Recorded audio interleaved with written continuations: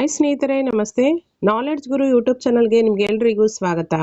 ಸ್ನೇಹಿತರೆ, ನಾವೀಗಾಗಲೇ ನಿನ್ನೆ ಒಂದು ತರಗತಿಯಲ್ಲಿ ಅಥವಾ ವಿಡಿಯೋ 3ನಲ್ಲಿ ನಾವು ಗಮನಿಸ್ತಿರ್ತಕ್ಕಂಥ ಪ್ರಮುಖ ಅಂಶ ಏನಪ್ಪ ಅಂತಂದರೆ, ಪ್ರಥಮ PUC ಪ್ರಪಂಚದ ಇತಿಹಾಸಕ್ಕೆ ಸಂಬಂಧಪಟ್ಟಂಥ ಪ್ರಶ್ನೋತ್ತರಗಳ ಒಂದು ಸರಣಿಯನ್ನು ವೀಕ್ಷಣೆಯನ್ನು ಮಾಡ್ತಾ ಇದ್ದು, ಆ ಒಂದು ವಿಡಿಯೋಗಳ ಸರಣಿಯನ್ನು ನಾವು ನೋಡ್ತಾ ಇದ್ದೀವಿ. ಅದರಲ್ಲಿ ಪ್ರಮುಖವಾಗಿ ವಿಡಿಯೋ 4 ಆಗಿರುತ್ತೆ. ಇದು ವಿಡಿಯೋ 3ನಲ್ಲಿ ನಾವು ಪ್ರಾಚೀನ ನಾಗರಿಕತೆಗಳ ಇತಿಹಾಸವನ್ನು ಕುರಿತಾಗಿ ಚರ್ಚೆಯನ್ನು ಮಾಡಿದ್ವಿ. ಹಾಗಾದರೆ ಈ ಒಂದು ಪ್ರಾಚೀನ ನಾಗರಿಕತೆಗಳ ಇತಿಹಾಸವನ್ನು ಕುರಿತಾಗಿರ್ತಕ್ಕಂಥ ಒಂದು ಲಾಂಗ್ ಆನ್ಸರ್ಸ್ಗಳಿಗೆ ಉತ್ತರಗಳನ್ನು ನೋಡ್ತಾ ಹೋಗೋಣ. ಅದು ನಿಮಗೆ ಯಾವುದಕ್ಕೆಲ್ಲ ಯೂಸ್ ಆಗುತ್ತೆ ಈ ಒಂದು ಪ್ರಶ್ನೋತ್ತರಗಳ ಸರಣಿ ಅಂತಂದರೆ, ಯಾರೆಲ್ಲ ಈ ಒಂದು GPSTR, HSTR ಹಾಗೆ PU ಕಾಲೇಜ್ ಲೆಕ್ಚರರ್ಗೆ ಅಂತೇಳಿ ಪ್ರಿಪ್ರೇಷನನ್ನು ಮಾಡ್ತಾ ಇದ್ದೀರಾ, ಅದರಲ್ಲೂ ವಿಶೇಷವಾಗಿ ಇತಿಹಾಸವನ್ನು ಐಚ್ಛಿಕ ವಿಷಯವನ್ನಾಗಿ ಅಧ್ಯಯನ ಮಾಡ್ತಿರ್ತಕ್ಕಂಥ ಆಸ್ಪಿರೆಂಟ್ಸ್ಗೆ ತುಂಬ ಯೂಸ್ಫುಲ್ ಆಗುತ್ತೆ. ಹಾಗೆ KSET ಹಾಗೂ NETಗೆ ಪ್ರಿಪರೇಷನನ್ನು ಮಾಡ್ತಾ ಇರ್ತಕ್ಕಂಥವ್ರಿಗೂ ಕೂಡ ಉಪಯುಕ್ತವಾಗಿರ್ತಕ್ಕಂಥ ಒಂದು ವಿಡಿಯೋ ಸರಣಿಗಳಿದಾಗಿರುತ್ತೆ. ಸೊ ಹಾಗಾಗಿ ಇವುಗಳನ್ನು ನೆಗ್ಲೆಕ್ಟ್ ಮಾಡೋ ಅವಶ್ಯಕತೆ ಇಲ್ಲ ಅಂತ ಅಂದ್ಕೊತೀನಿ.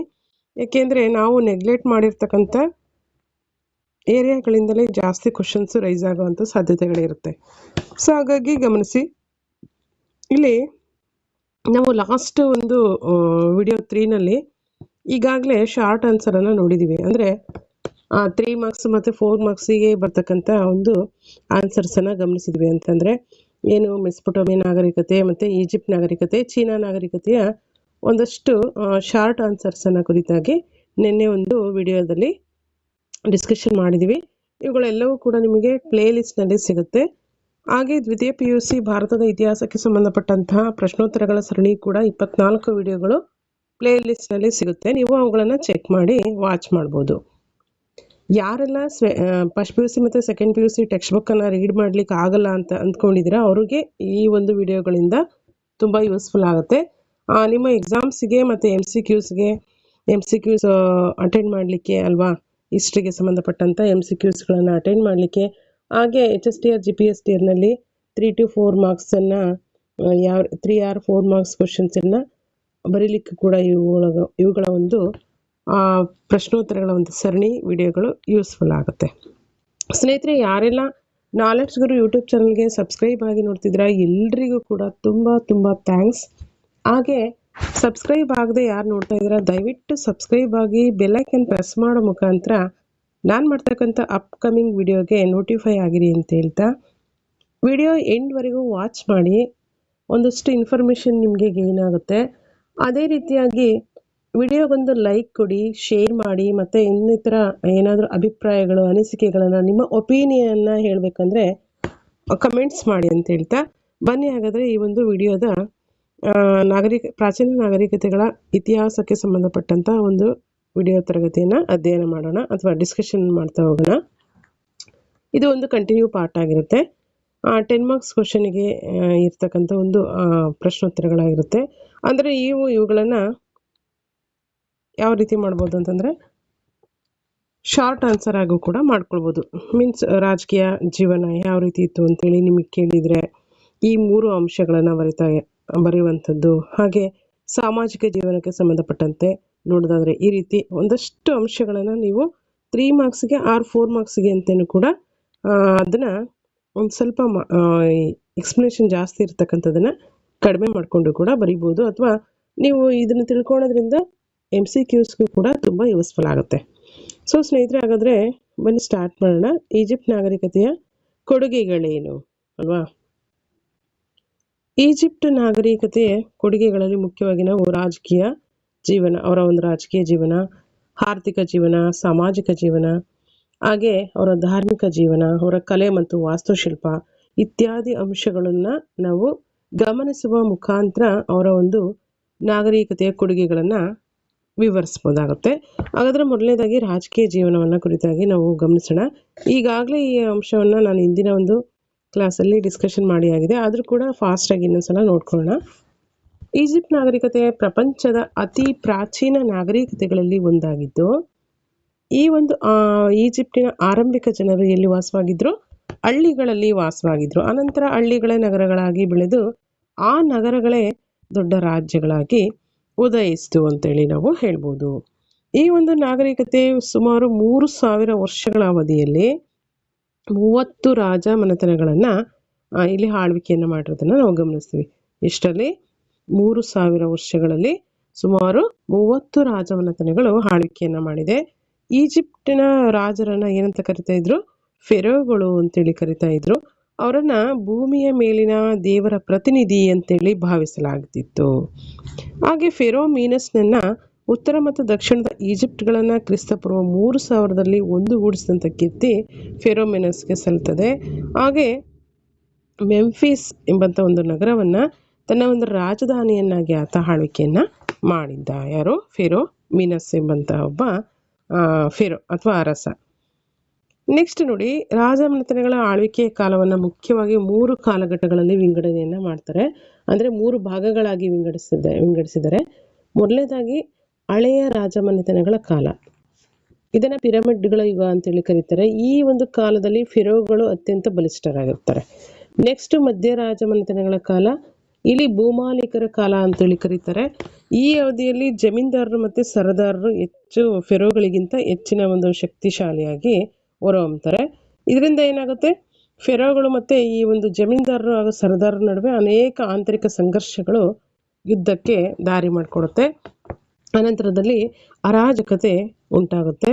ಆ ಒಂದು ಸಂದರ್ಭವನ್ನು, ಆ ಒಂದು ಅರಾಜಕತೆಯನ್ನು ಸರಿದೂಗಿಸಿದಂಥ ಕೀರ್ತಿ 1ನೇ ಅಮೆನ್ ಒತೆಪ್ ಎಂಬಂಥ ಒಬ್ಬ ಫೆರೋಗೆ ಸಲ್ಲುತ್ತೆ. ಫೆರೋಗಳ ಪ್ರಭುತ್ವವನ್ನು ಈತ ಮರುಸ್ಥಾಪಿಸಿದಂತಹ ಕೀರ್ತಿ ಈತನಿಗೆ ಸಲ್ತದೆ. ಅನಂತರ 3ನೇ ಒಂದು ಭಾಗದಲ್ಲಿ ನಾವು ನೋಡ್ತೀವಿ ಹೊಸ ರಾಜಮನೆತನಗಳ ಕಾಲ. ಈ ಒಂದು ಕಾಲದಲ್ಲಿ ರಾಜರು ಬಲಿಷ್ಠರಾಗಿ ಸೈನ್ಯವನ್ನು ಕಟ್ಕೊಳ್ತಾರೆ. ಆನಂತರ ಬಲವಾದಂಥ ಸಾಮ್ರಾಜ್ಯವನ್ನು ನಿರ್ಮಾಣ ಮಾಡ್ತಾರೆ. ಇದರಲ್ಲಿ 1ನೇ ತಟಮೋಸ್ ಹೊಸ ಪ್ರದೇಶಗಳನ್ನು ಗೆದ್ದು ತನ್ನ ಸಾಮ್ರಾಜ್ಯವನ್ನು ಇನ್ನಷ್ಟು ವಿಸ್ತರಣೆಯನ್ನು ಮಾಡ್ಕೊತಾನೆ. ಅವನ ಮಗಳಾದ ಹತ್ಷೆಪ್ಸುಟ್ ಎಂಬಂಥವಳು ಅನಂತರದಲ್ಲಿ 1ನೇ ತಟ್ಮೋಸನ ಅನಂತರದಲ್ಲಿ ಅವನ ಮಗಳಾದ ಹತ್ಷೆಪ್ಸುಟ್ ಎಂಬಂಥವಳು ಉತ್ತರಾಧಿಕಾರಿಯಾಗಿ ಆಳ್ವಿಕೆಯನ್ನು ನಿರ್ವಹಿಸ್ತಾಳೆ. ಸೊ ಇದಿಷ್ಟು ಇವರ ಒಂದು ಈಜಿಪ್ಟಿಯನ್ನರ ರಾಜಕೀಯ ಜೀವನ. ಅದರಲ್ಲಿ ಬರ್ತಕ್ಕಂಥ ಕಾಲಘಟ್ಟಗಳು, ಅಂದರೆ ಎಷ್ಟು ಈ ಒಂದು ಕಾಲವನ್ನು, ಇವರ ಒಂದು ಆಳ್ವಿಕೆಯ ಕಾಲವನ್ನು ಎಷ್ಟು ಭಾಗಗಳಾಗಿ ವಿಂಗಡಿಸಿದ್ವಿ? 3 ಭಾಗಗಳಾಗಿ ವಿಂಗಡಣೆಯನ್ನು ಮಾಡಲಾಗಿದೆ. ಅದರಲ್ಲಿ ಹಳೆಯ ರಾಜಮನೆತನಗಳ ಕಾಲ, ಮಧ್ಯ ರಾಜಮನೆತನಗಳ ಕಾಲ ಮತ್ತು ಹೊಸ ರಾಜಮನೆತನಗಳ ಕಾಲ. ಅನಂತರದಲ್ಲಿ ಈ 1ನೇ ಅಮೆನ್ ಒತೆಪ್ ಹಾಗೂ 1ನೇ ತಟ್ಮೋಸ್, 1ನೇ ಅಮೆನ್ ಒತೆಪ್ ಮತ್ತು 1ನೇ ತಟ್ಮೋಸ್ ಈಜಿಪ್ಟ್ ನಾಗರಿಕತೆಯ ಫೆರೋಗಳಲ್ಲಿ ಪ್ರಸಿದ್ಧ ಫೆರೋಗಳಾಗಿ ಹೊರಹೊಮ್ತಾರೆ. ಹತ್ಷೆಪ್ಸುಟ್ ಇವಳು ಏನು ಮಾಡ್ತಾಳೆ ಅಂತಂದರೆ 21 ವರ್ಷಗಳ ಕಾಲ, ಯಾರು? ಹತ್ಷೆಪ್ಸುಟ್ ಇವಳು 21 ವರ್ಷಗಳ ಕಾಲ ಆಳ್ವಿಕೆಯನ್ನು ಮಾಡ್ತಾಳೆ. ಇವಳನ್ನು ಜಾಗತಿಕ ಇತಿಹಾಸದ ಪ್ರಥಮ ಸಾಮ್ರಾಜ್ಞಿ ಅಂತೇಳಿ ಕರೆಯಲಾಗುತ್ತೆ ಅಲ್ವಾ. ಡೆಲ್ಲಿ ಸುಲ್ತಾನೇಟಲ್ಲಿ ನಾವು ಮುಖ್ಯವಾಗಿ ರಜಿಯಾ ಸುಲ್ತಾನಳನ್ನು ಏನಂತ ಕರಿತೀವಿ? ಆಳ್ವಿಕೆಯನ್ನು ಮಾಡಿರ್ತಕ್ಕಂಥ ಏಕೈಕ ಮಹಿಳಾ ರಾಣಿಯಾಗಿರ್ತಾಳೆ ಅವಳು, ಆಳ್ವಿಕೆಯನ್ನು ಮಾಡಿರೋರಲ್ಲಿ ಮಧ್ಯಕಾಲೀನ ಒಂದು ಭಾರತದ ಇತಿಹಾಸದಲ್ಲಿ. ಹಾಗೆ ನಾವು ಈ ಒಂದು ಈಜಿಪ್ಟಿಯನ್ನರ ಒಂದು ನಾಗರಿಕತೆಯಲ್ಲಿ ಹತ್ಷೆಪ್ಸುಟ್ಳನ್ನು ಜಾಗತಿಕ ಇತಿಹಾಸದ ಪ್ರಥಮ ಸಾಮ್ರಾಜ್ಞಿ ಅಂತೇಳಿ ನಾವು ಕರಿತೀವಿ ಅಥವಾ ಗುರುತಿಸ್ತೀವಿ. ಇದಿಷ್ಟು ಅವರ ಒಂದು ರಾಜಕೀಯ ಜೀವನ ಆಯಿತು. ನೆಕ್ಸ್ಟ್ ಈಜಿಪ್ಟಿಯನ್ನರ ಸಾಮಾಜಿಕ ಜೀವನ. ಈಜಿಪ್ಟಿಯನ್ನರ ಸಮಾಜ ಹೇಗಿತ್ತು ಅಂದರೆ ತುಂಬ ಸುಸಂಘಟಿತವಾಗಿ ನಿರ್ಮಾಣ ಆಗಿತ್ತು. 3 ವರ್ಗಗಳಿದ್ವು. 3 ವರ್ಗಗಳಲ್ಲಿ ಮೇಲ್ವರ್ಗ ರಾಜ, ಪುರೋಹಿತರು, ಹಾಗೆ ಜಮೀನ್ದಾರರು ಮತ್ತು ಸೈನ್ಯದ ಸರ್ದಾರರನ್ನು ಹೊಂದಿತ್ತು. 2ನೇದಾಗಿ ಮಧ್ಯಮ ವರ್ಗ. ಇಲ್ಲಿ ವೈದ್ಯರು, ಕುಶಲಕರ್ಮಿಗಳು, ಲಿಪಿಕರು, ವ್ಯಾಪಾರಿಗಳು ಮತ್ತು ರೈತರನ್ನು ಹೊಂದಿತ್ತು. 3ನೇದಾಗಿ ಗುಲಾಮರ ವರ್ಗ. ಇದು ಅತ್ಯಂತ ಕೆಳಮಟ್ಟದ ವರ್ಗವಾಗಿತ್ತು. ಹಾಗಾಗಿ ಸಮಾಜದಲ್ಲಿ ಈ ಒಂದು 3 ಮುಖ್ಯವಾಗಿರ್ತಕ್ಕಂಥ ವರ್ಗಗಳನ್ನು ನಾವು ಈಜಿಪ್ಟಿನಲ್ಲಿ ಕಾಣ್ತೀವಿ. ನೆಕ್ಸ್ಟ್ ಇಲ್ಲಿ ನೋಡಿ, ಸಮಾಜದಲ್ಲಿ ಮಹಿಳೆಯರ ಸ್ಥಾನಮಾನ ಅಂತಂದರೆ ಉನ್ನತ ಒಂದು ಸ್ಥಾನಮಾನವನ್ನು ಮಹಿಳೆಯರಿಗೆ ಈಜಿಪ್ಟಿಯನ್ನರು ಕೊಟ್ಟಿದ್ರು. ಈಜಿಪ್ಟಿಯನ್ನರ ನಾಗರಿಕತೆ ಜಗತ್ತಿನ ಮೊಟ್ಟ ಮೊದಲ ರಾಣಿ ಆಳಲ್ಪಟ್ಟಂತಹ ದೇಶ ಎಂಬ ಹೆಗ್ಗಳಿಕೆಗೂ ಕೂಡ ಪಾತ್ರವಾಗಿದೆ. ಮಹಿಳೆಯರಿಗೆ ಪಿತ್ರಾರ್ಜಿತ ಆಸ್ತಿಯಲ್ಲೂ ಕೂಡ ಸಮಪಾಲನ್ನು ನೀಡಲಾಗಿತ್ತು. ಈಗಾಗಲೇ ನಾವು ಗಮನಿಸಿದ್ವಲ್ವಾ, ಹತ್ಷೆಪ್ಸುಟ್ಳನ್ನು ಪ್ರಥಮ ಸಾಮ್ರಾಜ್ಞಿ ಅಂತೇಳಿ ನಾವು ಗುರುತಿಸಿದ್ವಿ. ಹಾಗಾಗಿ ಈ ಒಂದು ಈಜಿಪ್ಟ್ ನಾಗರಿಕತೆಯಲ್ಲಿ ಇಡೀ ಜಗತ್ತಿನ ಒಂದು ನಾಗರಿಕತೆಯಲ್ಲಿ ಮೊದಲ ಒಂದು ರಾಣಿಯ ಆಳಲ್ಪಟ್ಟಂಥ ಒಂದು ನಾಗರಿಕತೆ ಯಾವುದಿದೆ ಅಂತಂದರೆ ಈಜಿಪ್ಟ್ ನಾಗರಿಕತೆ ಅಂತೇಳಿ ಪ್ರಸಿದ್ಧಿಯನ್ನು ಪಡೆದಿದೆ. ಈ ಒಂದು ರಾಜಮನೆತನಗಳಲ್ಲಿ ಪರಿವಾರದಲ್ಲಿಯೇ ಮದುವೆಯನ್ನು ಆಗ್ತಾ ಇದ್ರು. ಯಾಕೆಂದರೆ ಅದಕ್ಕೊಂದು ರೀಸನ್ ಇತ್ತು, ಆಸ್ತಿ ಮತ್ತು ಅಧಿಕಾರವನ್ನು ಇನ್ನೊಬ್ಬರಿಗೆ ಕೊಡಬೇಕಾಗುತ್ತೆ ಅಂತಕ್ಕಂಥ ಒಂದು ರೀಸನ್ನಿಂದ ಏನು ಮಾಡಿದರು, ಈ ಒಂದು ರಾಜ ಪರಿವಾರಗಳಲ್ಲೇ ವಿವಾಹ ಆಗ್ತಾ ಇದ್ರು. ಆಸ್ತಿ ಮತ್ತು ಅಧಿಕಾರದ ಒಂದು ಇನ್ನೊಬ್ಬರ ಕೈಗೆ ಹೋಗುತ್ತೆ ಅನ್ನೋದನ್ನು ತಪ್ಪಿಸೋದಕ್ಕೆ. ಹಾಗೆ ಇನ್ನೂ ಒಂದು ವಿಶೇಷತೆ ಏನಪ್ಪ ಅಂದರೆ ರಕ್ತ ಪಾವಿತ್ರ್ಯತೆಯನ್ನು ಕಾಪಾಡಿಕೊಳ್ಳುವಂಥದ್ದು ಇವರ ಹಿಂದಿನ ಉದ್ದೇಶ ಆಗಿತ್ತು. ಇದಿಷ್ಟು ಈಜಿಪ್ಟಿಯನ್ನರ ಸಾಮಾಜಿಕ ಜೀವನ. ನೆಕ್ಸ್ಟ್ ನೋಡಿ, ಈಜಿಪ್ಟಿಯನ್ನರ ಆರ್ಥಿಕ ಜೀವನ ಯಾವ ರೀತಿ ಇತ್ತು, ಆರ್ಥಿಕ ಸ್ಥಿತಿಗತಿಗಳು ಅಲ್ವಾ. ಈಜಿಪ್ಟಿಯನ್ನರದು ಕೃಷಿ ಪ್ರಧಾನವಾಗಿರ್ತಕ್ಕಂಥ ಅರ್ಥವ್ಯವಸ್ಥೆ ಆಗಿತ್ತು. ಇಲ್ಲಿ ನೈಲ್ ನದಿಯಿಂದಾಗಿ ಅವರ ಕೃಷಿ ಸಮೃದ್ಧವಾಗಿತ್ತು. ಏನೇನು ಬೆಳೆಗಳನ್ನು ಬೆಳೀತಾ ಇದ್ರು ಅಂದರೆ ಗೋಧಿ, ಬಾರ್ಲಿ, ಹತ್ತಿ, ಬಟಾಣಿ, ಬೆಳ್ಳುಳ್ಳಿ, ವಿಧ ವಿಧವಾದಂಥ ತರಕಾರಿಗಳು ಮತ್ತು ಹಣ್ಣುಗಳನ್ನು ಕೂಡ ಇವರು ಬೆಳೀತಾ ಇದ್ರು. ನೀರಾವರಿಗಾಗಿ ಕಾಲುವೆಗಳು ಮತ್ತು ಏತಗಳನ್ನು ಕೂಡ ಬಳಕೆಯನ್ನು ಮಾಡ್ತಾ ಇದ್ರು. ಇವರ ಒಂದು ಸಮಾಜದಲ್ಲಿ ಹಲವಾರು ಕೈಕಸುಬುದಾರರು ಕೂಡ ಜೀವಿಸ್ತಾ ಇದ್ರು. ಇಲ್ಲಿ ತಾಮ್ರ ಅವರು ಉಪಯೋಗಿಸಿದಂಥ ಮೊದಲ ಲೋಹ. ಯಾರು? ಈಜಿಪ್ಟಿಯನ್ನರು ಉಪಯೋಗ ಮಾಡಿರ್ತಕ್ಕಂಥ ಮೊಟ್ಟ ಮೊದಲ ಲೋಹ ಯಾವುದು ಅಂತಂದರೆ ತಾಮ್ರ ಆಗಿತ್ತು ಅಂತ ನಾವು ಗಮನಿಸ್ಬೋದು. ಈಜಿಪ್ಟಿಯನ್ನರು ಪೂರ್ವ ಮೆಡಿಟೇರಿಯನ್ ಮತ್ತು ಕೆಂಪು ಸಮುದ್ರದ ಪ್ರದೇಶಗಳಾದ ಈಗಿನ ಸಿರಿಯಾ, ಲೆಬನಾನ್ ಮತ್ತು ಯಮನ್ಗಳೊಂದಿಗೆ ಮತ್ತು ಮೆಸೊಪೊಟೇಮಿಯಾ, ಏಷ್ಯಾಗಳೊಂದಿಗೆ ವ್ಯಾಪಾರ ಸಂಬಂಧವನ್ನು ಹೊಂದಿದ್ದರು. ಇವರು ವ್ಯಾಪಾರ ಸಂಬಂಧವನ್ನು ಈ ಒಂದು ದೇಶಗಳೊಂದಿಗೆ ಇಟ್ಕೊಂಡಿದ್ರು ಅಂತ ನಾವು ಗಮನಿಸ್ಬೋದು. ಇದಿಷ್ಟು ಇವರ ಒಂದು ಈಜಿಪ್ಟಿಯನ್ನರ ಆರ್ಥಿಕತೆ ಅಥವಾ ಆರ್ಥಿಕ ಸ್ಥಿತಿಗತಿ. ನೆಕ್ಸ್ಟ್ ನೋಡಿ, ಧಾರ್ಮಿಕ ಸ್ಥಿತಿ. ಈಜಿಪ್ಟಿಯನ್ನರ ಧಾರ್ಮಿಕ ಸ್ಥಿತಿ. ಈಜಿಪ್ಟಿಯನ್ನರ ಒಂದು ಧಾರ್ಮಿಕ ಜೀವನ ಯಾವ ರೀತಿ ಇತ್ತು ಅಂತ ನೋಡೋದಾದರೆ, ಪ್ರಮುಖವಾಗಿ ಇವರು ಬಹುದೇವತಾ ಆರಾಧನೆಯನ್ನು ಮಾಡ್ತಾ ಇದ್ರು. ಬಹುದೇವತಾ ಆರಾಧನೆಯನ್ನು ಮಾಡ್ತಾ ಇದ್ದು ಇವರು ಪಕ್ಷಿ ಪ್ರಾಣಿಗಳನ್ನು ಸಹಿತ ಪೂಜೆಯನ್ನು ಮಾಡ್ತಾ ಇದ್ರು. ಇವರ ಕಾಲದ ಪ್ರಮುಖ ದೇವತೆಗಳು ಯಾರಂದರೆ ಅಮುನ್ ರಾ. ಅಮುನ್ ರಾ ಅಂದರೆ ಈಜಿಪ್ಟಿನ ನಿರ್ಮಾಪಕ ಅಂತೇಳಿ ಅರ್ಥವನ್ನು ಮಾಡ್ಕೊಂಡಿದ್ರು. ಹಾಗೆ ರಾ ಅಂತಂದರೆ ಸೂರ್ಯ ದೇವರು, ಒಸಿರಿಸ್ ಅಂದರೆ ಮೃತ್ಯು ದೇವತೆ, ಈಸಿಸ್ ಅಂದರೆ ಮಾತೃದೇವತೆ, ಓರಸ್ ಮತ್ತು ಆತಸ್ ಅಂದರೆ ಕೆಳ ಶ್ರೇಣಿಯ ದೇವತೆಗಳಾಗಿದ್ದರು.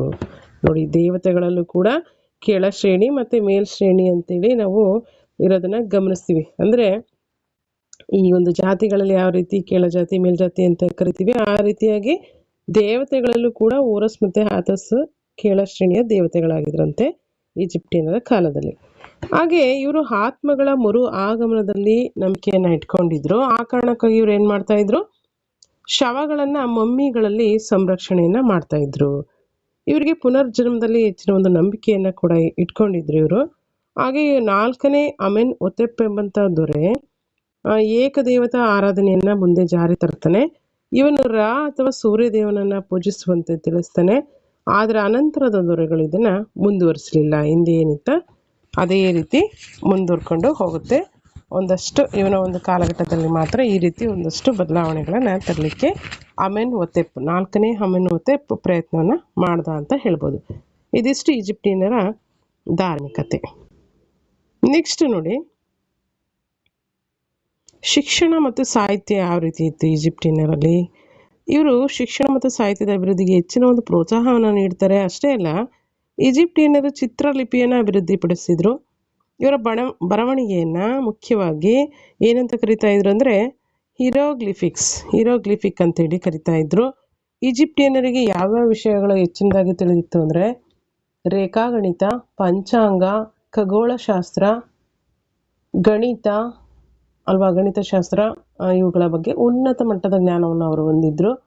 ಅವರು ತ್ರಿಕೋನ, ಆಯತ, ಚೌಕ, ವೃತ್ತ ಮತ್ತು ಷಟ್ಕೋನಗಳ ವಿಸ್ತೀರ್ಣಗಳ ಬಗ್ಗೆ ಕೂಡ ಖಚಿತವಾಗಿ ಅಳೆಯಬಲ್ಲವರಾಗಿದ್ದರು ಅಂತೇಳಿ ಗಮನಿಸ್ಬೋದು. ಇವುಗಳ ಜೊತೆಯಲ್ಲಿ ಸಂಕಲನ, ವ್ಯವಕಲನ, ಭಾಗಾಕಾರಗಳ ಬಗ್ಗೆಯೂ ಕೂಡ ಅವರಿಗೆ ಸ್ಪಷ್ಟವಾದ ಜ್ಞಾನ ಇತ್ತು. ಇವರು ದಶಮಾಂಶ ಪದ್ಧತಿಯನ್ನು ಅಭಿವೃದ್ಧಿಪಡಿಸಿದರು.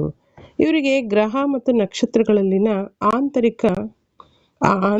ಅಂತರ ಅಂದರೆ ಗ್ರಹ ಮತ್ತು ನಕ್ಷತ್ರಗಳ ಮಧ್ಯದಲ್ಲಿ ಇರ್ತಕ್ಕಂಥ ಅಂತರಗಳ ಬಗ್ಗೆ ಸ್ಪಷ್ಟವಾದ ಒಂದು ಜ್ಞಾನ ಇತ್ತು. ಇವರು ಸೌರ ಪಂಚಾಂಗವನ್ನ, ಯಾವ ಪಂಚಾಂಗ? ಸೌರ ಪಂಚಾಂಗವನ್ನ ಅನುಸರಣೆ ಮಾಡ್ತಾ ಇದ್ರು. ಒಂದು ವರ್ಷಕ್ಕೆ 365 ದಿನಗಳಿದ್ದು ಅದರಲ್ಲಿ 12 ತಿಂಗಳುಗಳು, ಒಂದು ತಿಂಗಳಿಗೆ 30 ದಿನಗಳೆಂದು ತಿಳಿಯುತ್ತಿದ್ದರು. ಅಟ್ ಪ್ರೆಸೆಂಟ್ ಇರ್ತಕ್ಕಂಥ ಏನು ವರ್ಷಕ್ಕೆ 12 ತಿಂಗಳು ಹಾಗೆ 365 ದಿನಗಳು ಅಂತೇಳಿ ನಾವೇನು ಗಮನಿಸ್ತೀವಿ, ಅವುಗಳು ಈಜಿಪ್ಟಿನರ ಕಾಲದಿಂದಲೇ ಕೂಡ ಜಾರಿಯಲ್ಲಿರೋದನ್ನು ನಾವು ಇಲ್ಲಿ ಹೋಲಿಕೆಯನ್ನು ಮಾಡಬಹುದಾಗಿದೆ. ಹಾಗೆ ಈಜಿಪ್ಟಿನರು ನೆರಳಿನ ಗಡಿಯಾರವನ್ನು ಕೂಡ ಕಂಡುಹಿಡಿದಿದ್ದರು. ನೋಡಿ, ಹಿಂದೆ ಮರಳು ನೋಡಿ ಟೈಮ್ ಹೇಳೋವಂಥದ್ದು, ನೆರಳು ನೋಡಿ ಟೈಮ್ ಹೇಳೋವಂಥದ್ದು, ಸೂರ್ಯನನ್ನು ನೋಡಿ ಟೈಮ್ ಹೇಳೋವಂಥದ್ದು ಅಲ್ವಾ, ಹೀಗೆ ಅನೇಕ ರೀತಿ ಸಮಯವನ್ನು ನಿಗದಿಯನ್ನು ಮಾಡ್ತಾಯಿದ್ರು. ಇವಾಗ ಇರ್ತಕ್ಕಂಥ ಯಾವುದೇ ರೀತಿ ಡಿಜಿಟಲ್ ಯಾವುದೇ ಉಪಕರಣಗಳು, ಗಡಿಯಾರಗಳು ಆಗ ಇರಲಿಲ್ಲ. ಹಾಗಾಗಿ ಈಜಿಪ್ಟಿಯನರು ನೆರಳಿನ ಗಡಿಯಾರವನ್ನು ಕಂಡು ಹಿಡಿದಿದ್ದರು ಅಂತೇಳಿ ನಾವು ಗಮನಿಸ್ಬೋದು. ಇವುಗಳ ಬೇಸ್ ಮೇಲೆ ಇವಾಗ ಏನು ಬಳಕೆ ಮಾಡ್ತಾ ಇದ್ದಾರೆ ಅಥವಾ ಏನು ಡಿಜಿಟಲ್ ಉಪಕರಣಗಳನ್ನು ಬಳಕೆ ಮಾಡ್ತಿದ್ದಾರೆ, ಇವೆಲ್ಲವೂ ಕೂಡ ಏನಾಗಿದೆ, ಹಿಂದೆ ಇದಕ್ಕಿಂತ ಹೆಚ್ಚಿನ ಒಂದು ಸಾಧನೆಗಳನ್ನು ಮಾಡಿದ್ದಾರೆ. ಅವುಗಳ ಒಂದು ಬೇಸ್ ಇಟ್ಕೊಂಡೇ ಮುಂದುವರಿತಾ ಬರ್ತಾ ಇರ್ತಕ್ಕಂಥದ್ದು. ಹೊಸ ಹೊಸ ತಂತ್ರಜ್ಞಾನ ಬೆಳವಣಿಗೆ ಆದಂಗೆ ಏನಾಗಿದೆ, ಒಂದಷ್ಟು ಬದಲಾವಣೆಗಳು ಆಗಿದೆ. ನೆಕ್ಸ್ಟ್ ನೋಡಿ, ಈಜಿಪ್ಟಿನರ ಶಿಕ್ಷಣವು ಸರ್ಕಾರದ ಒಂದು ಕಂಟ್ರೋಲಲ್ಲಿತ್ತು. ಇಲ್ಲಿ ಪುರೋಹಿತರು ಜನರಿಗೆ ಶಿಕ್ಷಣವನ್ನು ನೀಡ್ತಾ ಇದ್ರು. ದೇವಾಲಯಗಳು ಶೈಕ್ಷಣಿಕ ಕೇಂದ್ರಗಳಾಗಿ ಮಾರ್ಪಾಡನ್ನು ಹೊಂದಿತ್ತು. ಸೊ ಇದಿಷ್ಟು ಈಜಿಪ್ಟಿನರ ಶಿಕ್ಷಣಕ್ಕೆ ಸಂಬಂಧಪಟ್ಟಂತಾಯಿತು. ನೆಕ್ಸ್ಟ್ ನೋಡಿ, ಕಲೆ ಮತ್ತು ವಾಸ್ತುಶಿಲ್ಪ. ಈಜಿಪ್ಟಿನರು ಕಲೆ ಮತ್ತು ವಾಸ್ತುಶಿಲ್ಪದ ಅಭಿವೃದ್ಧಿಗೆ ಹೆಚ್ಚು ಪ್ರೋತ್ಸಾಹವನ್ನು ನೀಡಿದರು. ಇವರು ತಮ್ಮ ದೇವತೆಗಳಿಗಾಗಿ ದೇವಾಲಯಗಳು ಮತ್ತು ಫಿರೋಗಳನ್ನು ಹೂಳಲು ಪಿರಮಿಡ್ಗಳನ್ನು ನಿರ್ಮಿಸಿದ್ದರು. ಈ ಕಾಲದಲ್ಲಿ ಮರಳುಗಲ್ಲು, ಗ್ರಾನೈಟ್ ಮತ್ತು ಮರಗಳಿಂದ ವಿಗ್ರಹಗಳನ್ನು ನಿರ್ಮಿಸಿದ್ದರು. ದೇವಾಲಯಗಳ ಮತ್ತು ಪಿರಮಿಡ್ಗಳ ಗೋಡೆಗಳಲ್ಲಿ ಸುಂದರವಾಗಿರ್ತಕ್ಕಂಥ ಮೂರ್ತಿಗಳನ್ನು ಕೂಡ ಕೆತ್ತನೆ ಮಾಡಿದ್ರು. ಅಷ್ಟೇ ಅಲ್ಲ, ಚಿತ್ರಕಲೆಗಳಿಂದಲೂ ಕೂಡ ಈ ದೇವಾಲಯಗಳು ಮತ್ತು ಪಿರಮಿಡ್ಗಳ ಗೋಡೆಗಳನ್ನು ಅಲಂಕರಿಸಿದ್ರು ಅಂತ ನಾವು ಹೇಳ್ಬೋದು. ಇಲ್ಲಿ ಮುಖ್ಯವಾಗಿ ಗೀಜಾ ಪಿರಮಿಡ್ ಸಾಮ್ರಾಟ ಕುಫುವಿನ ಗೋರಿಯಾಗಿದೆ. ಇದು ಪ್ರಾಚೀನ ವಿಶ್ವದ 7 ಅದ್ಭುತಗಳಲ್ಲಿ ಒಂದಾಗಿದ್ದು ಜಗತ್ತಿನಲ್ಲಿಯೇ ಅತ್ಯಂತ ಬೃಹತ್ತಾದಂಥ ಒಂದು ಕಟ್ಟಡವಾಗಿದೆ. ಇದನ್ನು ಅವನ ಮಗ ಮತ್ತು ಮೊಮ್ಮಗ ನಿರ್ಮಾಣ ಮಾಡಿಸಿದ್ರು. ಒಟ್ಟು 13 ಎಕರೆ ಪ್ರದೇಶವನ್ನು ಈ ಒಂದು ಗಿಜಾ ಪಿರಮಿಡ್ ಒಳಗೊಂಡಿದೆ ಅಂತ ನಾವು ಹೇಳ್ಬೋದು. ಇನ್ನೊಂದು ವಿಶೇಷತೆ ಏನಪ್ಪಾ ಅಂತಂದರೆ, ಇವರ ಒಂದು ಕಲೆ ಮತ್ತು ವಾಸ್ತುಶಿಲ್ಪಕ್ಕೆ ಸಂಬಂಧಪಟ್ಟಂತೆ ಸ್ಪಿಂಕ್ಸ್ ಅಂದರೆ ಏನಂದರೆ, ಇದು ಮನುಷ್ಯನ ಒಂದು ಶಿರವನ್ನು ಒಳಗೊಂಡಿದೆ. ಬಾಡಿ ಯಾವುದು? ಸಿಂಹದ ಒಂದು ಶರೀರವನ್ನು ಒಳಗೊಂಡಿದೆ. ಇದನ್ನು ಕಾಂಫ್ರೆ ಎಂಬಂಥ ಸಾಮ್ರಾಟಗಾರನು ಏಕಶಿಲೆಯಲ್ಲಿ ಕೆತ್ತಿಸಿದನು. ಇದು 240 ಅಡಿ ಉದ್ದ, 66 ಅಡಿ ಎತ್ತರವಾಗಿದೆ. ಇದನ್ನು ಸ್ಪಿಂಕ್ಸ್ ಅಂತೇಳಿ ಈಜಿಪ್ಟಿಯನ್ನರು ಕರೀತಾರೆ. ಇದಿಷ್ಟು ಈಜಿಪ್ಟಿಯನ್ನರ ರಾಜಕೀಯ, ಸಾಮಾಜಿಕ, ಆರ್ಥಿಕ, ಧಾರ್ಮಿಕ ಮತ್ತು ಕಲೆ ಮತ್ತು ವಾಸ್ತುಶಿಲ್ಪ ಕ್ಷೇತ್ರಕ್ಕೆ, ಶೈಕ್ಷಣಿಕ ಕ್ಷೇತ್ರಕ್ಕೆ ಅವರ ಒಂದು ಕೊಡುಗೆ ಏನು ಅಂತೇಳಿ ನಾವು ಗಮನಿಸ್ತೀವಿ. ನೆಕ್ಸ್ಟ್ ನೋಡಿ, ಎರಡನೇದಾಗಿ ಮೆಸೊಪೊಟೇಮಿಯಾ ನಾಗರಿಕತೆಯ ಕೊಡುಗೆಗಳು. ಇವರ ಒಂದು ರಾಜಕೀಯ ಜೀವನ, ಮೆಸೊಪೊಟೇಮಿಯನ್ನರ ರಾಜಕೀಯ ಜೀವನ. ಪ್ರಾರಂಭದಲ್ಲಿ ಮೆಸೊಪೊಟೇಮಿಯನ್ನರು ನಗರ ರಾಜ್ಯಗಳನ್ನು ಸ್ಥಾಪನೆಯನ್ನ ಮಾಡ್ತಾರೆ. ಅನಂತರ ಏನಾಗುತ್ತೆ, ಮುಂದೆ ಆ ರಾಜ್ಯಗಳೇ ಸಾಮ್ರಾಜ್ಯಗಳಾಗಿ ಹೊರಹೊಮ್ಮುತ್ತೆ. ಇಲ್ಲಿ 5 ಮುಖ್ಯ ಜನಾಂಗಗಳನ್ನು ನಾವು ಮೆಸೊಪೊಟೇಮಿಯಾದ ಸಂಸ್ಕೃತಿ ಮತ್ತು ನಾಗರಿಕತೆಯನ್ನು ರೂಪಿಸಿವೆ ಅಂತ ಹೇಳ್ಬೋದು. 5 ಮುಖ್ಯ ಜನಾಂಗಗಳು. ಅವುಗಳಲ್ಲಿ ಉದಾಹರಣೆಗೆ ನೋಡೋದಾದರೆ ಸುಮೇರಿಯನ್ನರು, ಅಮೋರಿಯನ್ನರು, ಅಕ್ಕಾಡಿಯನ್ನರು, ಅಸೀರಿಯನ್ನರು ಮತ್ತು ಚಾಲ್ಡಿಯನ್ನರು. ಹೀಗೆ 5 ಮುಖ್ಯ ಜನಾಂಗಗಳು ಮೆಸೊಪೊಟೇಮಿಯಾದ ಸಂಸ್ಕೃತಿ ಮತ್ತು ನಾಗರಿಕತೆಯನ್ನು ಸೃಷ್ಟಿ ಮಾಡಿದೆ ಅಂತೇಳಿ ನಾವು ಹೇಳ್ಬೋದು. ನೆಕ್ಸ್ಟ್ ನೋಡಿ, ರಾಜನು ಆಡಳಿತ ಮತ್ತು ಧರ್ಮಗಳೆರಡರ ಮುಖ್ಯಸ್ಥನಾಗಿರ್ತಾನೆ. ಇವನನ್ನು ಭೂಮಿಯ ಮೇಲಿನ ದೇವರ ಪ್ರತಿನಿಧಿ ಅಂತೇಳಿ ಪರಿಗಣಿಸಲಾಗಿರುತ್ತೆ.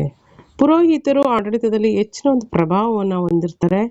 ಅಷ್ಟೇ ಅಲ್ಲ, ಪ್ರಾದೇಶಿಕ ಆಡಳಿತವನ್ನು ಕೂಡ ನೋಡ್ಕೊಳ್ಳೋದಕ್ಕೆ ರಾಜ್ಯಪಾಲರನ್ನು ನೇಮಕ ಮಾಡಲಾಗಿರುತ್ತೆ. ಹಮ್ಮುರಾಬಿ ಮತ್ತು ನೆಬೂಕಡ್ನೆಜರ್ ಈ ಕಾಲದ ಅತ್ಯಂತ ಪ್ರಸಿದ್ಧ ರಾಜರಾಗಿರ್ತಾರೆ. ಯಾರಲ್ಲಿ?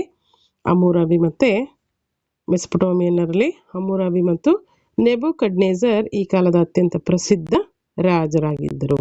ಇದಿಷ್ಟು ಮೆಸೊಪೊಟೇಮಿಯಾದ ರಾಜಕೀಯ ಜೀವನ. ನೆಕ್ಸ್ಟು ಮೆಸೊಪೊಟೇಮಿಯನ್ನರ ಸಾಮಾಜಿಕ ಸ್ಥಿತಿಗತಿ, ಸಾಮಾಜಿಕ ಜೀವನ ಯಾವ ರೀತಿ ಇತ್ತು? ಮೆಸೊಪೊಟೇಮಿಯಾದ ಸಮಾಜವನ್ನು ಮುಖ್ಯವಾಗಿ 4 ವರ್ಗಗಳಾಗಿ ವಿಂಗಡಣೆ ಮಾಡಲಾಗಿತ್ತು. ಅವುಗಳಲ್ಲಿ ಅರಸರ ವರ್ಗ ಅಥವಾ ಅರಸವರ್ಗ, ಪುರೋಹಿತ ವರ್ಗ, ಜಮೀನ್ದಾರರು ಮತ್ತು ವ್ಯಾಪಾರಸ್ಥರು, ಹಾಗೆ ಗುಲಾಮರು. ಈ 4 ವರ್ಗಗಳನ್ನು ಮೆಸೊಪೊಟೇಮಿಯನ್ನರ ಸಮಾಜದಲ್ಲಿ ನಾವು ಗುರುತಿಸ್ತೀವಿ. ಪುರೋಹಿತರು ಮತ್ತು ಲಿಪಿಕರು ಆಡಳಿತದಲ್ಲಿ ಉನ್ನತ ಮಟ್ಟದ ಸ್ಥಾನಮಾನವನ್ನು ಹೊಂದಿದ್ರು. ಹಾಗೆ ಸಮಾಜದಲ್ಲಿ ಅವರಿಗೆ ಹೆಚ್ಚಿನ ಗೌರವ ಕೂಡ ಲಭಿಸ್ತಾ ಇತ್ತು. ಅದೇ ರೀತಿಯಾಗಿ ಸರದಾರರು ಏನಾಗಿದ್ರು, ಅನುವಂಶೀಯವಾಗಿ ಅಧಿಕಾರವನ್ನು ಅನುಭವಿಸ್ತಾ ಇದ್ರು. ಯಾರು? ಸರದಾರರು. ಇವರ ಕಾಲದಲ್ಲಿ ಗುಲಾಮರ ವ್ಯಾಪಾರವನ್ನು ಕೂಡ ಮಾಡಲಾಗ್ತಿತ್ತು. ಮಹಿಳೆಯರಿಗೆ ಗಮನಾರ್ಹವಾದಂಥ ಒಂದು ಸ್ವತಂತ್ರ ಇತ್ತು ಅಂತೇಳಿ ಗಮನಿಸ್ಬೋದು. ಹಾಗೆ ಆಸ್ತಿ ಹೊಂದುವ ಹಕ್ಕನ್ನು ಕೂಡ ಮಹಿಳೆಯರು ಹೊಂದಿದ್ರು. ಅವರಿಗೆ ಸಾಮಾಜಿಕ, ಧಾರ್ಮಿಕ, ಆರ್ಥಿಕ ಸ್ವಾತಂತ್ರ್ಯಗಳನ್ನು ಕೂಡ ನೀಡಿ ಗೌರವಿಸಲಾಗ್ತಿತ್ತು. ಇದು ಮೆಸೊಪೊಟೇಮಿಯನ್ನರ ಸಾಮಾಜಿಕ ಸ್ಥಿತಿಗತಿ ಆಯಿತು. ನೆಕ್ಸ್ಟ್ ನೋಡಿ, ಮೆಸೊಪೊಟೇಮಿಯನ್ನರ ಆರ್ಥಿಕ ಸ್ಥಿತಿಗತಿ ಯಾವ ರೀತಿ ಇತ್ತು? ಕೃಷಿ ಇವರ ಮುಖ್ಯ ಕಸುಬಾಗಿತ್ತು. ಜೊತೆಗೆ ಇವರು ಪ್ರಾಣಿ ಸಾಗಾಣಿಕೆ ಮತ್ತು ಹೈನುಗಾರಿಕೆಯ ಮಹತ್ವವನ್ನು ಕೂಡ ತಿಳ್ಕೊಂಡಿದ್ರು. ಹೊಲಗಳಲ್ಲಿ ಒಡ್ಡುಗಳನ್ನು ನಿರ್ಮಿಸಿ ಕೃಷಿಗಾಗಿ ನೀರಾವರಿಯ ಅಭಿವೃದ್ಧಿಯನ್ನು ಮಾಡ್ಕೊಂಡಿದ್ರು. ಅಷ್ಟೇ ಅಲ್ಲ, ಮೆಸೊಪೊಟೇಮಿಯನ್ನರು ವರ್ಷವಿಡೀ ನೀರನ್ನು ಪೂರೈಸ್ಕೊಳ್ಳೋದಕ್ಕಾಗಿ ಕಾಲುವೆಗಳನ್ನು ಮತ್ತು ಚಿಕ್ಕ ಚಿಕ್ಕ ಅಣೆಕಟ್ಟೆಗಳನ್ನು, ಹಾಗೆ ನೀರಿನ ಸಂಗ್ರಹಾಗಾರಗಳನ್ನು ಕೂಡ ನಿರ್ಮಾಣ ಮಾಡ್ಕೊಂಡಿದ್ರು. ಹಾಗೆ ನೀರೆತ್ತಲು, ಈ ಸಂಗ್ರಹಿಸಿದಂಥ ನೀರನ್ನು ಮೇಲೆತ್ತಲು ಏತವನ್ನು ಬಳಕೆಯನ್ನು ಮಾಡ್ತಾಯಿದ್ರು. ಹಾಗೆ ಏನೆಲ್ಲ ಬೆಳೆಗಳನ್ನು ಇವರು ಬೆಳೀತಾ ಇದ್ರು ಅಂತಂದರೆ, ಮುಖ್ಯವಾಗಿ ಗೋಧಿ, ಬಾರ್ಲಿ, ಹಣ್ಣುಗಳು, ಹಾಗೆ ಖರ್ಜೂರಗಳನ್ನು ಬಹುದೊಡ್ಡ ಪ್ರಮಾಣದಲ್ಲಿ ಮೆಸೊಪೊಟೇಮಿಯಾದ ಜನರು ಬೆಳೀತಾ ಇದ್ರು. ಅಷ್ಟೇ ಅಲ್ಲ, ಅವುಗಳನ್ನು ರಫ್ತು ಕೂಡ ಮಾಡ್ತಾಯಿದ್ರು ಬೇರೆ ಬೇರೆ ದೇಶಗಳಿಗೆ. ಹಾಗೆ ಹಲವಾರು ವೃತ್ತಿ ವರ್ಗದವರು ಇವರ ಕಾಲದಲ್ಲಿ ಜೀವಿಸ್ತಾ ಇದ್ರು.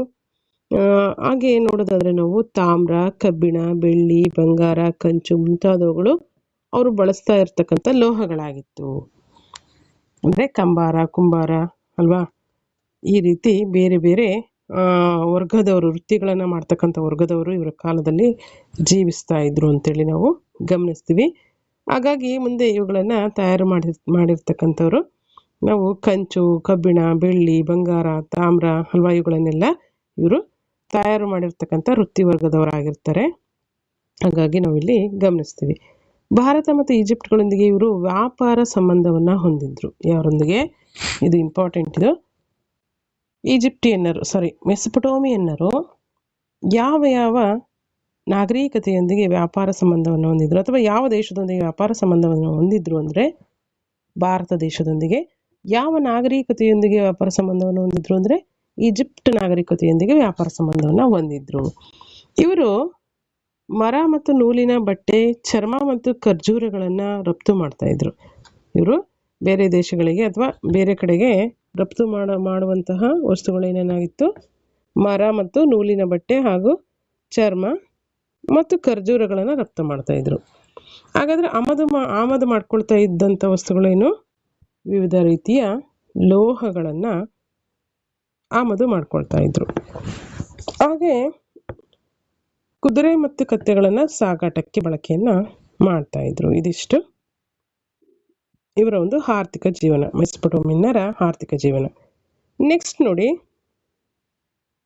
ಮೆಸೊಪೊಟೇಮಿಯನ್ನರ ಕಲೆ ಮತ್ತು ವಾಸ್ತುಶಿಲ್ಪ. ಬ್ಯಾಬಿಲೋನಿಯಾದ ದೊರೆಯಾಗಿರ್ತಕ್ಕಂತಹ ನೆಬೂಕಡ್ನೆಜರ್, ಯಾರು?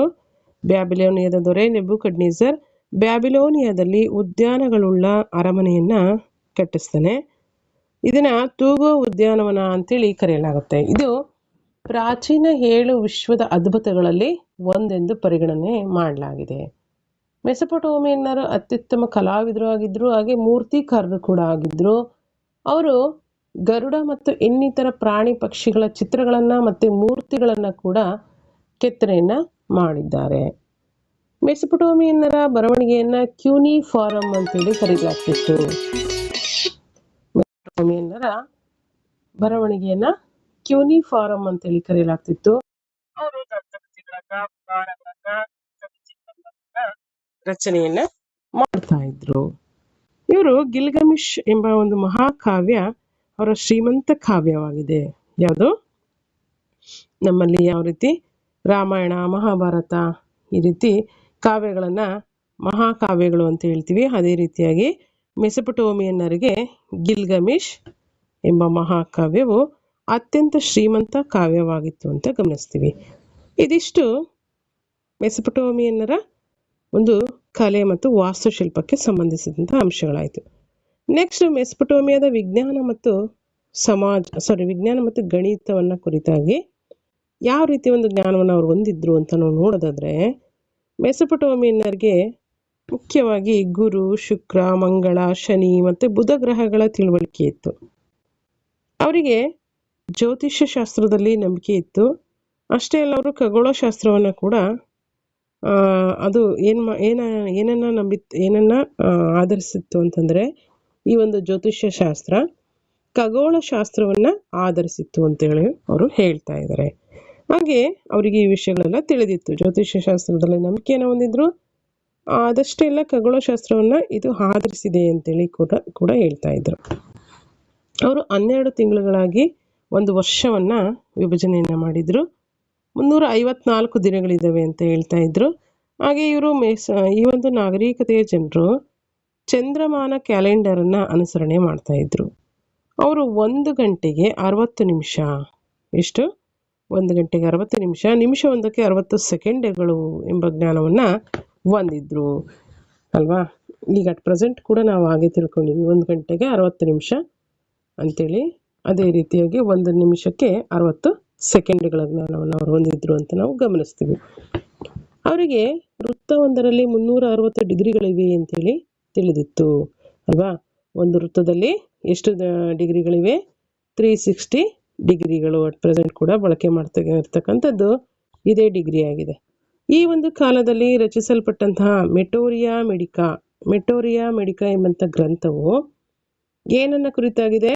ಈ ಗ್ರಂಥ ಸಸ್ಯ, ಲೋಹ ಮತ್ತು ಪ್ರಾಣಿಜನ್ಯ ವಸ್ತುಗಳಿಂದ ತಯಾರಿಸಿದ 550 ಔಷಧಗಳನ್ನು ಕುರಿತಾಗಿರ್ತಕ್ಕಂಥ ಉಲ್ಲೇಖವನ್ನು ಒಳಗೊಂಡಿರ್ತಕ್ಕಂಥ ಒಂದು ಪ್ರಸಿದ್ಧ ಗ್ರಂಥ ಯಾವುದು ಅಂದರೆ ಮೆಟೋರಿಯಾ ಮೆಡಿಕಾ ಎಂಬ ಗ್ರಂಥ ಅಂತ ನಾವು ಹೇಳ್ಬೋದು.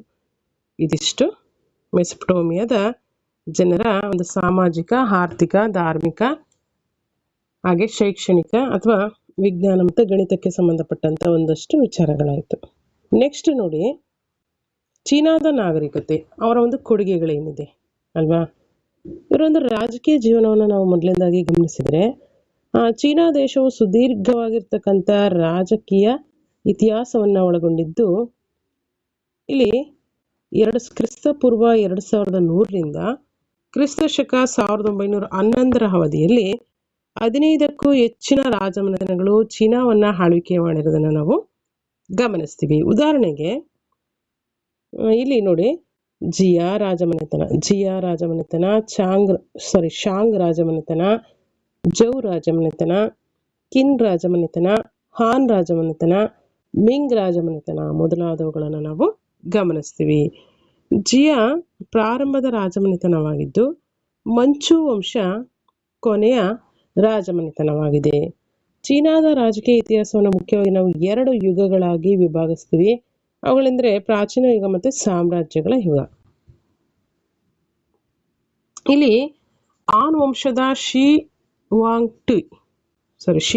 ಟಿ ಯಾರು? ಆನ್ ವಂಶದ ದೊರೆಯಾಗಿರ್ತಕ್ಕಂಥ ಶಿ ಹುವಾಂಗ್-ಟಿ ಈ ಕಾಲದ ಪ್ರಸಿದ್ಧ ಚೀನಿಯರ ರಾಜನಾಗಿದ್ದ. ಇವನು ತನ್ನ ಕಾಲದಲ್ಲಿ ಶಾಂತಿ ಮತ್ತು ಸುವ್ಯವಸ್ಥೆ ಹಾಗೂ ಸಮೃದ್ಧಿಯನ್ನು ಕಾಪಾಡಿಕೊಂಡು ಬರ್ತಾನೆ. ಹಾಗೆ ಮಂಗೋಲರ ದಾಳಿಯಿಂದ ಚೀನಾವನ್ನು ರಕ್ಷಣೆ ಮಾಡಲು ಇವನೇನು ಮಾಡ್ತಾನೆ ಅಂತಂದರೆ, ಜಗತ್ತಿನ 7 ಅದ್ಭುತಗಳಲ್ಲಿ ಒಂದಾಗಿರ್ತಕ್ಕಂಥ ಚೀನಾದ ಒಂದು ಮಹಾಗೋಡೆಯನ್ನು ಈತ ನಿರ್ಮಿಸ್ತಾನೆ. ಯಾರು? ಮಂಗೋಲರ ದಾಳಿಯಿಂದ ದೇಶವನ್ನು ರಕ್ಷಣೆ ಮಾಡುವ ಉದ್ದೇಶದಿಂದ, ಚೀನಾವನ್ನು ರಕ್ಷಣೆ ಮಾಡಲಿಕ್ಕೋಸ್ಕರ ಚೀನಾದ ಮಹಾಗೋಡೆಯನ್ನು ಈತ ನಿರ್ಮಿಸ್ತಾನೆ. ಇದು ಚೀನಾದಲ್ಲಿ ಏಕೀಕೃತ ಆಡಳಿತ ವ್ಯವಸ್ಥೆಯನ್ನು ಅಲ್ವಾ ಜಾರಿಗೆ ತಂದು ಸಮಾನ ಕಾನೂನುಗಳನ್ನು ಜಾರಿಗೊಳಿಸೋದಕ್ಕೆ ಚೀನಾದ ಮಹಾಗೋಡೆ ನಿರ್ಮಾಣ ಮಾಡಿದ್ದು ಒಂದು ಕಡೆ ಉಪಯುಕ್ತವಾದರೆ, ಇನ್ನೊಂದು ಕಡೆ ಏನಾಗುತ್ತೆ, ಇಲ್ಲಿ ಏಕೀಕೃತ ಆಡಳಿತ ವ್ಯವಸ್ಥೆ ಕೂಡ ಈತ ಜಾರಿಗೊಳಿಸ್ತಾನೆ. ಹಾಗೆ ಸಮಾನವಾದಂತಹ ಕಾನೂನುಗಳನ್ನು ಈತ ಜಾರಿಗೆ ತರ್ತಾನೆ. ಯಾರು? ಆನ್ ರಾಜಮನೆತನದ ಪ್ರಸಿದ್ಧ ಅರಸ ಶಿ ಹುವಾಂಗ್ಟಿ. ಇದಿಷ್ಟು ಚೀನಿಯರ ರಾಜಕೀಯ ಜೀವನ. ನೆಕ್ಸ್ಟ್ ನೋಡಿ, ಚೀನಿಯರ ಸಾಮಾಜಿಕ ಜೀವನ. ಚೀನಿಯರ ಸಮಾಜ ಪರಂಪರಾಗತವಾಗಿರ್ತಕ್ಕಂಥ ಒಂದು ಸಮಾಜವಾಗಿದ್ದು ಅದೊಂದು ಪುರುಷ ಪ್ರಧಾನ ಸಮಾಜವಾಗಿತ್ತು. ಪುರುಷ ಪ್ರಧಾನ ಸಮಾಜ ಕುಟುಂಬ ಸಮಾಜದ ಒಂದು ಅಡಿಪಾಯವಾಗಿದ್ದು, ಪಾಲಕರು ವಿಶೇಷವಾಗಿ ತಾಯಿ ತನ್ನ ಮಕ್ಕಳಲ್ಲಿ ನೈತಿಕ ಮೌಲ್ಯಗಳನ್ನು ಬೆಳೆಸುತ್ತಿದ್ದಳು. ಹಾಗೆ ಹೆಣ್ಣು ಮಗುವನ್ನು ಕುಟುಂಬದ ಹೊರೆ ಎಂದು ಪರಿಗಣಿಸಲಾಗಿತ್ತು. ಮಹಿಳೆಯ ಸ್ಥಾನಮಾನ ಅಷ್ಟೊಂದು ಉತ್ತಮವಾಗಿರಲಿಲ್ಲ. ನಾವು ಈ ಹಿಂದೆ ನೋಡ್ದಂಗೆ ಈಜಿಪ್ಟ್ ಮತ್ತು ಮೆಸ್ಪಟೋಮಿಯಾ ನಾಗರಿಕತೆಯಲ್ಲಿ ಮಹಿಳೆಯರಿಗೆ ಒಂದು ಉನ್ನತವಾದಂಥ ಸ್ಥಾನಮಾನಗಳು ಸಿಕ್ಕಿರೋದನ್ನು ಗಮನಿಸಿದ್ವಿ. ಆದರೆ ಚೀನಿ ನಾಗರಿಕತೆಯಲ್ಲಿ ತದ್ವಿರುದ್ಧವಾಗಿದೆ. ಏನಂದರೆ, ಪುರುಷ ಪ್ರಧಾನ ಸಮಾಜದ ಒಂದು ಕುಟುಂಬ ವ್ಯವಸ್ಥೆ ಇಲ್ಲಿ ಜಾರಿಯಲ್ಲಿದ್ದು ಮಹಿಳೆಯರಿಗೆ ತುಂಬ ಕೀಳುಮಟ್ಟದ ಒಂದು ಸ್ಥಾನಮಾನವನ್ನು ನೀಡಲಾಗಿದೆ. ಅದರಲ್ಲೂ ವಿಶೇಷವಾಗಿ ನೋಡಿ, ಹೆಣ್ಣು ಮಗುವನ್ನು ಕುಟುಂಬದ ಹೊರೆ ಅಂತೇಳಿ ಅವರು ತಿಳ್ಕೊಂಡಿದ್ರು. ಮಹಿಳೆಯರ ಸ್ಥಾನಮಾನವು ಅಷ್ಟೊಂದು ಉತ್ತಮವಾಗಿರಲಿಲ್ಲ ಅಂತ ನಾವು ಗಮನಿಸ್ತೀವಿ. ನೆಕ್ಸ್ಟು, ಚೀನಾದ ಸಮಾಜವು ಜನರು ಮಾಡುವ ಕೆಲಸಗಳನ್ನು ಆಧರಿಸಿ 4 ವರ್ಗಗಳಾಗಿ ವಿಂಗಡಣೆ ಮಾಡಲಾಗಿತ್ತು. ಉದಾಹರಣೆಗೆ, ಶ್ರೀಮಂತ ವರ್ಗ, ರೈತರು, ಕುಶಲಕರ್ಮಿಗಳು ಹಾಗೂ ವ್ಯಾಪಾರಸ್ಥರು. ಪ್ರಮುಖವಾಗಿ ನಾವು 4 ವರ್ಗಗಳನ್ನು ಗಮನಿಸ್ತೀವಿ.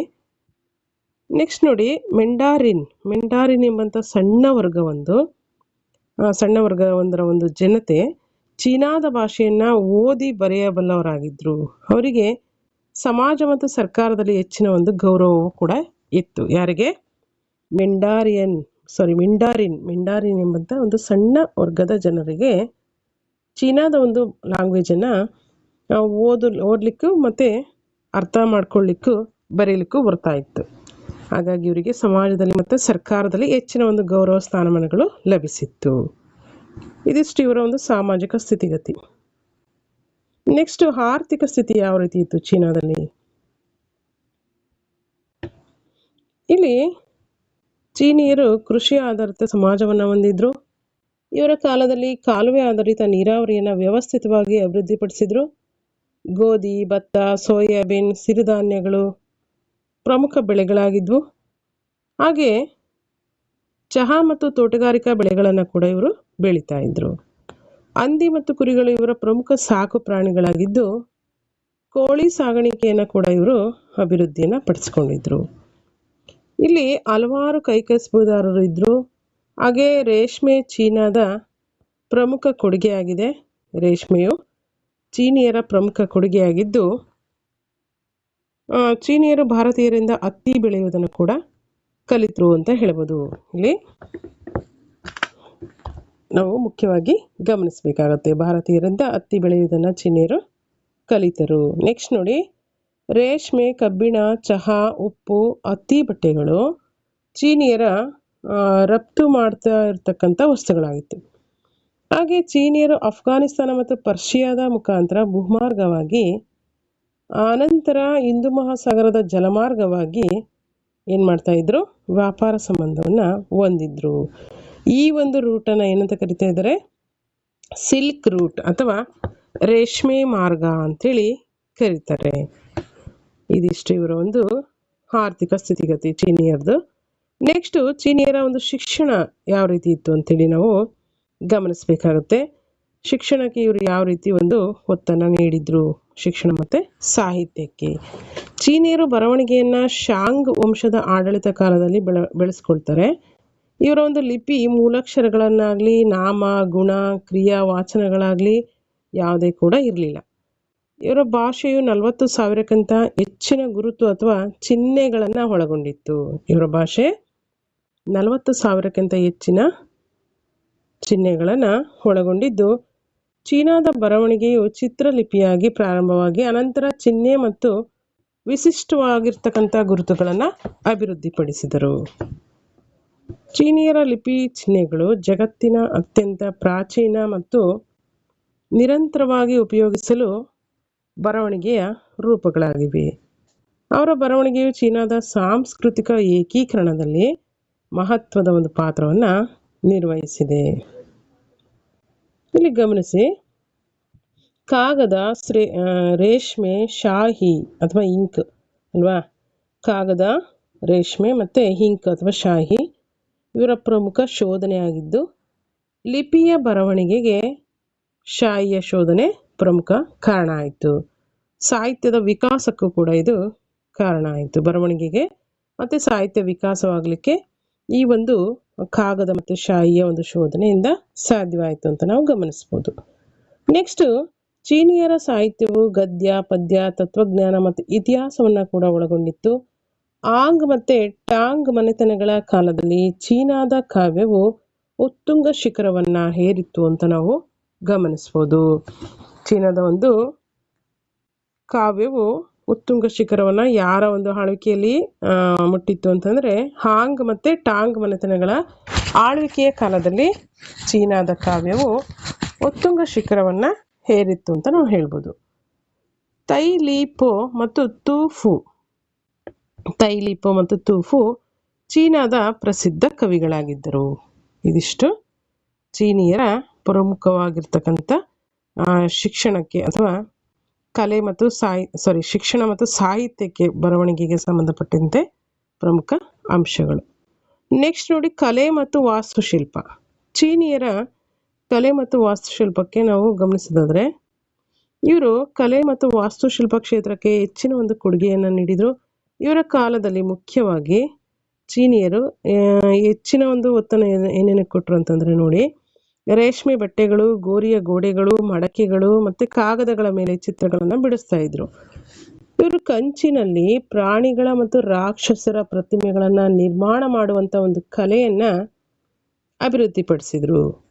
ಚೀನಿಯರು ಮಹಾನ್ ನಿರ್ಮಾಣಕಾರರಾಗಿದ್ದು, ಚೀನಾದ ಮಹಾಗೋಡೆಯು ಇವರ ಒಂದು ಅತ್ಯದ್ಭುತ ಮಹತ್ವವಾಗಿರ್ತಕ್ಕಂಥ ಹಾಗೆ ಶಾಶ್ವತವಾಗಿ ಉಳಿಯುವ ವಾಸ್ತುಶಿಲ್ಪದ ಸಾಧನೆ ಅಂತ ಹೇಳ್ಬೋದು. ಇದನ್ನು ಮಂಗೋಲಿಯನ್ನರ ದಾಳಿಯಿಂದ ರಕ್ಷಿಸುವ ಸಲುವಾಗಿ ಉಪಯುಕ್ತವಾಗಿರ್ತಕ್ಕಂಥ ಉದ್ದೇಶಕ್ಕಾಗಿ ಚೀನಾ ಮಹಾಗೋಡೆಯನ್ನು ನಿರ್ಮಾಣ ಮಾಡಲಾಯಿತು. ಈ ಒಂದು ವಿಶ್ವದ ಅದ್ಭುತಗಳಲ್ಲಿ ಈ ಒಂದು ಚೀನಾದ ಮಹಾಗೋಡೆ ಒಂದಾಗಿದೆ. ಪ್ರಾಚೀನ ವಿಶ್ವದ ಅದ್ಭುತಗಳಲ್ಲಿ ಈ ಒಂದು ಚೀನಾದ ಮಹಾಗೋಡೆ ಒಂದಾಗಿದ್ದು, ಇದರ ಉದ್ದ 2380 ಕಿಲೋಮೀಟರ್, ಎತ್ತರ 22 ಅಡಿಗಳು, ಅಗಲ 20 ಅಡಿಗಳು. ಇದನ್ನು ನಿರ್ಮಾಣ ಮಾಡಿದವರು ಶಿ ಹುವಾಂಗ್ ಟಿ ಎಂಬಂಥ ಒಬ್ಬ ಪ್ರಸಿದ್ಧ ಅರಸ ಇದನ್ನು ನಿರ್ಮಾಣ ಮಾಡಿದ. ಚೀನಿಯರು ಪಗೋಡಗಳೆಂಬಂತಹ ಬೌದ್ಧ ಚೈತ್ಯಾಲಯಗಳನ್ನು ಕೂಡ ನಿರ್ಮಾಣ ಮಾಡಿದರು. ಉದಾಹರಣೆಗೆ ಗೂಸ್ ಪಗೋಡ, ಝೆಡ್ ಪಗೋಡ ಮತ್ತು ಫ್ಲಾಸ್ಕ್ ಪಗೋಡ ಇವುಗಳು ಇವರ ಪ್ರಮುಖ ಬೌದ್ಧ ಚೈತ್ಯಾಲಯಗಳಾಗಿ ನಿರ್ಮಾಣ ಮಾಡಿರ್ತಕ್ಕಂಥ ಪ್ರಮುಖವಾಗಿರ್ತಕ್ಕಂಥ ಪಗೋಡಗಳು ಅಂತ ಹೇಳ್ಬೋದು. ಸ್ನೇಹಿತರೆ, ಇದಿಷ್ಟು ಅಂಶಗಳು ಮುಖ್ಯವಾಗಿ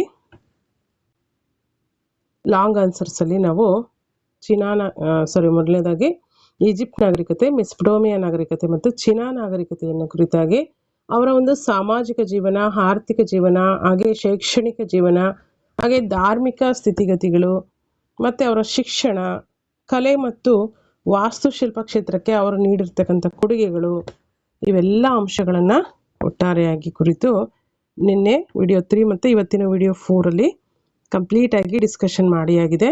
ಇವುಗಳು ಏನಕ್ಕೆ ಉಪಯೋಗ ಅಂತಂದರೆ, ನಿಮಗೆ ಯಾವುದೇ ಕಾಂಪಿಟೇಟಿವ್ ಎಕ್ಸಾಮ್ಗೆ ಹಿಸ್ಟ್ರಿಯನ್ನು ಕಂಪಲ್ಸರಿಯಾಗಿ ಕೊಡ್ತಾರೆ, ಗಮನಿಸಿ. ಹಾಗಾಗಿ ಯಾರೆಲ್ಲ ಟೀಚರ್ ಎಕ್ಸಾಮಿಗಾಗಲಿ ಇನ್ನಿತರ ಬೇರೆ ಬೇರೆ ಎಕ್ಸಾಮ್ಗಳಿಗೆ ಪ್ರಿಪ್ರೇಷನ್ ಮಾಡ್ತಿದ್ರೆ ಅವರಿಗೆಲ್ರಿಗೂ ಕೂಡ PUC ಪುಸ್ತಕಗಳು ತುಂಬ ಯೂಸ್ಫುಲ್ ಆಗುತ್ತೆ. ಅವುಗಳನ್ನು ಓದಲಿಕ್ಕಾಗಲಿಲ್ಲ ಅಂದರೆ ಅಟ್ಲೀಸ್ಟ್ ಈ ಥರ ವಿಡಿಯೋಗಳನ್ನಾದರೂ ನೋಡಿ ಒಂದಷ್ಟು ವಿಷಯಗಳು ನಿಮಗೆ ತಿಳಿತಾ ಹೋಗುತ್ತೆ ಅಂತ ಹೇಳ್ತಾ, ನೆಕ್ಸ್ಟ್ ಒಂದು ವಿಡಿಯೋದಲ್ಲಿ ಇನ್ನೊಂದು ವಿಚಾರಗಳೊಂದಿಗೆ ನಿಮ್ಮನ್ನು ಭೇಟಿ ಆಗ್ತೀನಿ. ಅಲ್ಲಿವರೆಗೂ ಈ ಒಂದು ನಾಲೆಡ್ಜ್ ಗುರು ಯೂಟ್ಯೂಬ್ ಚಾನಲ್ಗೆ ಸಬ್ಸ್ಕ್ರೈಬ್ ಮಾಡ್ಕೊಳ್ಳಿ. ಹಾಗೆ ಈ ಒಂದು ವಿಡಿಯೋಗಳನ್ನು ಕಂಪ್ಲೀಟಾಗಿ ವಾಚ್ ಮಾಡಿ, ಲೈಕ್ ಮಾಡಿ, ಶೇರ್ ಮಾಡಿ ಮತ್ತು ಕಮೆಂಟ್ಸ್ ಮಾಡಿ. ಡಿಸ್ಕ್ರಿಪ್ಷನ್ ಬಾಕ್ಸಲ್ಲಿ ಟೆಲಿಗ್ರಾಮ್ ಮತ್ತು ವಾಟ್ಸಪ್ ಗ್ರೂಪ್ ಲಿಂಕ್ ಇದೆ, ಅವುಗಳಿಗೆ ಜಾಯಿನ್ ಆಗಿ. ಏನಾದರೂ ಅಭಿಪ್ರಾಯಗಳನ್ನು, ಅನಿಸಿಕೆಗಳನ್ನು ಹೇಳಬೇಕಂತಂದರೆ ಕಮೆಂಟ್ ಸೆಕ್ಷನಲ್ಲಿ ತಿಳಿಸಿ. ಗ್ರೂಪ್ನಲ್ಲಿ ಡಿಸ್ಕಷನ್ ಮಾಡೋದು ಬೇಡ, ಟೈಮು ಎಲ್ರಿಗೂ ತುಂಬ ಅಮೂಲ್ಯವಾದದ್ದು. ಆದ್ದರಿಂದ ನೀವು ಯಾವುದೇ ವಿಡಿಯೋಗಳನ್ನು ನೋಡಿ ಆ ವಿಡಿಯೋ ಕೆಳಗಡೆ ಕಮೆಂಟ್ಸ್ ಸೆಕ್ಷನ್ ಇರುತ್ತೆ, ಕಮೆಂಟ್ಸ್ ಬಾಕ್ಸ್ ಇರುತ್ತೆ. ಸೊ ಅಲ್ಲಿ ಹೋಗಿ ನಿಮ್ಮ ಡೌಟ್ಸ್ಗಳನ್ನು ಹೇಳಿ.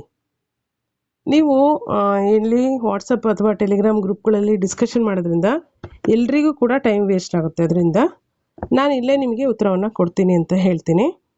ಹಾಗೆ ಮತ್ತಿನ್ನೇನಾದರೂ ಅನಿಸಿಕೆ ಅಭಿಪ್ರಾಯಗಳಿದ್ರೆ ನೀವು ಅಲ್ಲೇ ತಿಳಿಸಿ ಅಂತ ಹೇಳ್ತಾ, ಗ್ರೂಪಲ್ಲಿ ಡಿಸ್ಕಷನ್ ಮಾಡೋದು ಬೇಡ ಅಂತ ಹೇಳ್ತಾ, ಅದೇ ರೀತಿಯಾಗಿ ಇನ್ನೊಂದಷ್ಟು ವಿಡಿಯೋಗಳನ್ನು ನೆಕ್ಸ್ಟ್ ಒಂದು ವಿಡಿಯೋದಲ್ಲಿ ನಾನು ಡಿಸ್ಕಷನ್ ಮಾಡ್ತೀನಿ.